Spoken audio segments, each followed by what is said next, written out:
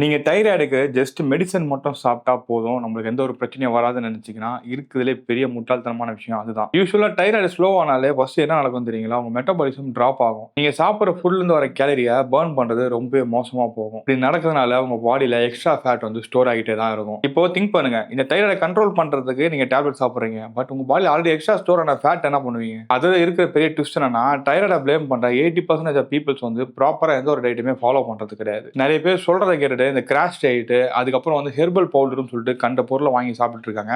இதனால அவங்க தைராய்டு சரியாகுதான்னு கேட்டீங்கன்னா தைராய்டு டிராப் ஆகும். அதை விட மோசமான விஷயம் எதுன்னு பாத்தீங்கன்னா அவங்க லிவரும் கிட்னியும் பயங்கரமா அடி வாங்கும். என்னைக்குமே கரெக்டான நியூட்ரிஷன், நம்ம தேவையான protein, daily movement, stress control இது இருந்தாலே போதும், எல்லா விஷயத்தையும் நம்ம ஈஸியா கண்ட்ரோல் பண்ண முடியும். என்னைக்குமே நம்ம உணவு முறையா இருக்கட்டும் இல்ல பழக்க முறையா இருக்கட்டும் இதை பேஸ் பண்ணி தான் நம்ம உடம்புக்கு தேவையான எல்லாம் சேஞ்சஸையும் நான் கொண்டு வரணும்னு நினைக்கிறேன் தவிர்த்து கண்ட சப்ளிமெண்டா இருக்கட்டும் இல்ல டேப்லெட்டா இருக்கட்டும் இதெல்லாம் போட்டு சரி பண்ணணும்னு நினைச்சீங்கன்னா சுத்தமா முடியாது. உங்க தைராய்ட கண்ட்ரோல் பண்ணி ஈஸியா ஸ்டெப் பை ஸ்டெப்பா வெயிட் லாஸ் பண்றதுக்கு உங்களுக்கு சிம்பிள் பிளான் வேணுமா? ஈஸியா ஃபேட் லாஸ் பண்றதா இருக்கட்டும், உங்க டயட்டை ப்ரிப்பேர் பண்றதா இருக்கட்டும், இதெல்லாம் பேஸ் பண்ணி ஒரு புக் ரெடி பண்ணியிருக்கேன். ரொம்பவே ஈஸி, எல்லாராலையும் புரிஞ்சுக்க முடியும். அது உங்களுக்கு வேணும்னு நினைச்சீங்கன்னா கமெண்ட்ல போயிட்டு தைராய்டுன்னு டைப் பண்ணுங்க, நான் உங்களுக்கு சென்ட் பண்றேன். இந்த வீடியோ உங்களுக்கு யூஸ்ஃபுல்லா இருந்துச்சுன்னா உங்க ஃப்ரெண்ட்ஸ்க்கும் ஷேர் பண்ணுங்க.